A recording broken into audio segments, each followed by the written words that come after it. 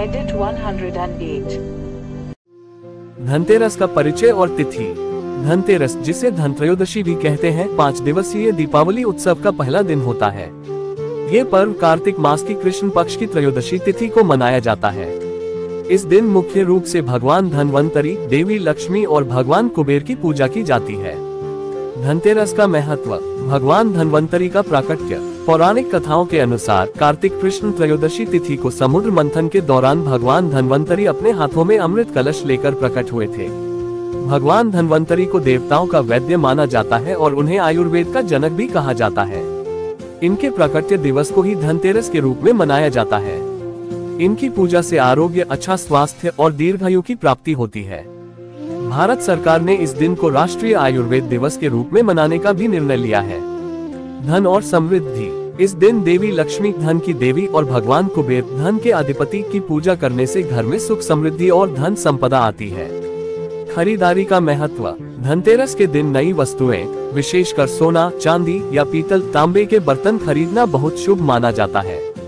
मान्यता है कि इस दिन खरीदी गई वस्तुओं में 13 गुना वृद्धि होती है। लोग इस दिन दीपावली पर लक्ष्मी गणेश की पूजा के लिए मूर्तियां भी खरीदते हैं।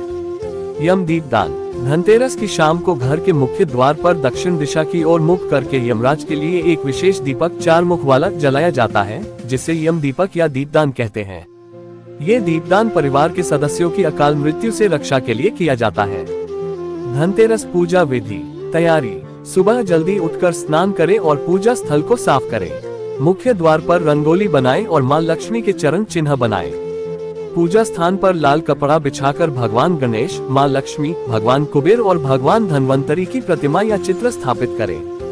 पूजा।